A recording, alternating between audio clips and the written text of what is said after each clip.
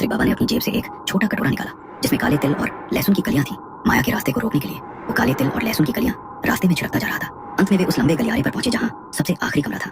वो कमरा जिसकी खिड़कियां हमेशा बंद रहती थी, जिसकी दीवारें काली हो चुकी थी और जिसमें सूरज की किरण कभी नहीं पहुंचती थी।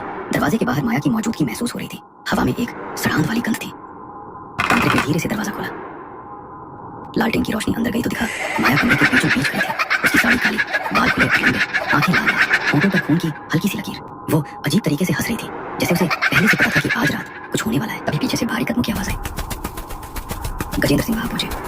सावित्री, ये सब बंद करो, अभी के अभी। और तुम तांत्रिक, दफा हो जाओ यहाँ से। गजेंद्र सिंह की आंखों में अजीब सी चमक थी, जैसे वो किसी और के वश में हो। और सुनो सावित्री, इस ढोंगी के साथ तुम भी चली जाओ। मुझे तुम्हारी जरूरत नहीं है अब। माया के अलावा मुझे इस दुनिया में कोई नहीं चाहिए, समझी तुम?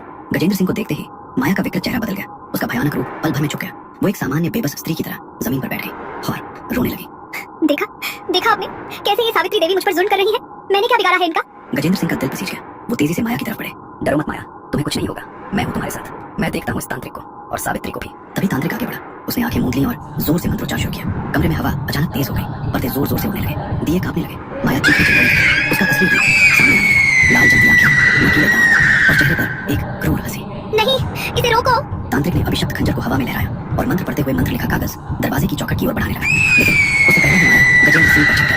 गजेंद्र जी, पीछे हटिए। लेकिन बहुत देर हो चुकी थी। माया ने गजेंद्र सिंह को जकड़ लिया, अपने नुकीले दांत उनके गले में गड़ा दिए और उनका खून चूसने लगी। देखा सावित्री, तू और तेरा ये नया दोस्त। ये तांत्रिक मेरा कुछ नहीं बिगाड़ सकता। लेकिन उसी पल तांत्रिक का मंत्रोच्चार पूरा हुआ। उसने मंत्र लिखा कागज दरवाजे की चौखट पर चिपका दिया। कागज पर लिखे मंत्र चमकने लगे। कमरे की दीवारें कांप उठी। एक जोरदार हवा का झोंका आया। नहीं! हवा के उस झोंके के साथ माया जबरदस्ती उस कमरे के अंदर खिंच गई और उसी पल दरवाजा अपने आप जोर से बंद हो गया। तांत्रिक ने बाहर से ताला लगाया और आखिरी मंत्र पढ़कर उस कमरे को हमेशा के लिए सील कर दिया गया। कुछ दिन बाद आर्यन के पिताजी और उसकी माँ छोटे आर्यन को लेकर शहर शिफ्ट हो गए। लेकिन दादी के लिए वो हवेली सिर्फ एक घर नहीं थी, वो उनकी पूरी जिंदगी थी। उस हवेली के साथ सावित्री देवी की अनगिनत यादें जुड़ी हुई थी। इसलिए आर्यन के पापा की लाख कोशिशों के बावजूद दादी ने हवेली छोड़ने से साफ इनकार कर दिया। अम्मा, अब यहाँ रहना ठीक नहीं है। हम सब शहर जा रहे हैं, आप भी हमारे साथ चलिए। नहीं बेटा, इस हवेली में तुम्हारे बाबा की यादें बसी हैं। मैं इस हवेली को छोड़कर कहीं नहीं जाऊंगी। आखिरकार पूरा परिवार शहर चला गया और उस सुनसान हवेली में रह गए सिर्फ आर्यन की दादी और उनका सबसे वफादार नौकर रामू काका।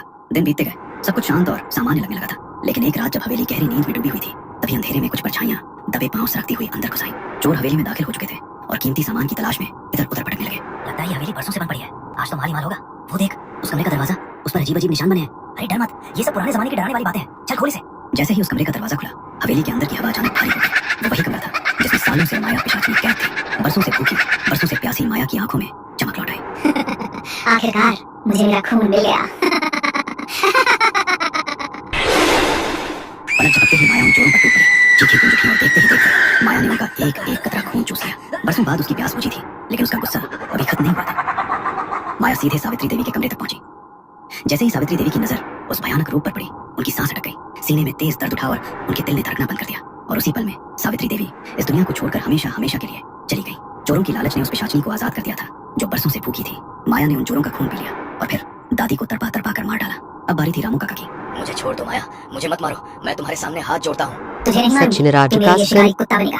तू बाहर से लोगों को इस हवेली में लेकर आएगा और मैं अपनी भूख मिटाऊंगी। अगर एक बार भी मना किया तो तेरी मौत इतनी दर्दनाक होगी कि तू मरने की भीख मांगेगा। रामू काका